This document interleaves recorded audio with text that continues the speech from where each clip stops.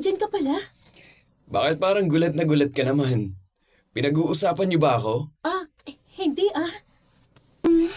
Mag-Valentine's na kasi. Pinaala ko si Jay ng blind date. Kaso, ayaw niya. Nahihiya lang siguro. Ano namang nakakahiya doon? Wala din nga akong date sa Valentine's. Parang normal na bagay lang naman yun. Wala ka din kasama mag-Valentine's? Yun, sakto. Kayo na lang ang mag-date. Kyla? I'm sorry, Carl. Makulit lang talaga yung babaeng niyan. Di mo naman na kailangang umuo. No, actually, free ako sa araw na yun. Okay lang naman sa akin. Especially if okay lang din sa'yo. Sabi si Yuti, may crush din sa'yo. Pumayag ka agad. Excuse me? Ano yun? Nandiyan na yung sundo ko. Usap lang kayo, ha? Mauna na ako. Bye! Sorry about that. Hindi mo talaga kailangan umuo. Medyo busy din naman ako sa araw na yun eh. Actually, Actually? umahanap lang din talaga ako ng timing na iyain kang lumabas. Buti na lang madaldal yung kaibigan mo. So, hindi talaga ako napipilitan. Pero, if busy ka naman talaga, okay lang din naman. Ano ulit? Ang sabi ko, gusto sana talaga kitang iyain na lumabas. Mag-date. Pero wala akong mahanap na excuse eh. So, crush mo pala talaga ako? Ha?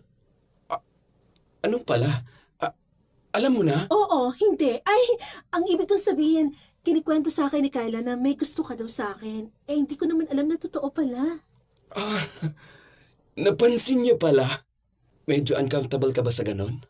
Na alam mong may gusto sa'yo yung tao? Hindi naman. Hindi ko lang talaga ina-expect.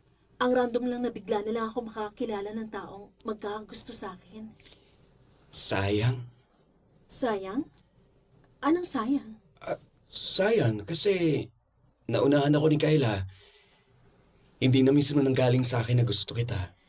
Wala namang mababago kahit sa'yo ko pa narinig yon. Unexpected pa rin na gusto mo ako. Isa pa, bakit nga ba? Saan mo nakuha yung idea na ako maging crush sa dami ng taong dumadaan sa harap ng Zion? Ano naman kinalaman ng ibang tao? Kailangan ba talaga may rason? Everything happens for a reason. Hindi ako naniniwala na bigla na lang lumalabas ang feelings ng isang tao. Well, totoo naman. Nung una, hindi talaga ako interesado sa'yo. Nagkataon lang siguro na sa tuwing sumisilip ako sa bintana o kaya ay lumalabas ng building, papasok ka pa lang. Sigurado ka ba nagkataon o inaantay mo talaga ako? On time ako pumasok ha? Hey, huwag mo akong akusahan ng stalking. Nagkataon lang talaga. Iilang beses lang naman yun sa isang buwan. Isa pa, ikaw lang yata yung employee na parang supermodel kung lumakad. Kaya mas tumatak ka sa utak ko. Yun na yung rason mo? Dahil para ako supermodel maglakad? Basta hindi ko rin ma-explain ng maayos. Basta nung nakita kitang naghihintay dito ng masasakyan, tapos wala kang dalang payong, bigla na lang ako nagkaroon ng urge na magpakilala.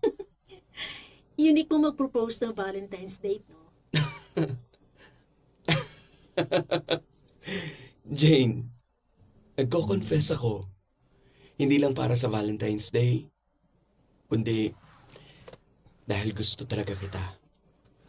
Isa pa, sabi mo naman busy ka sa Valentine's, kaya hindi kita pipilitin. Oh, busy ako nun kasi night shift ako. Si Kyla kasi okay na yung schedule niya.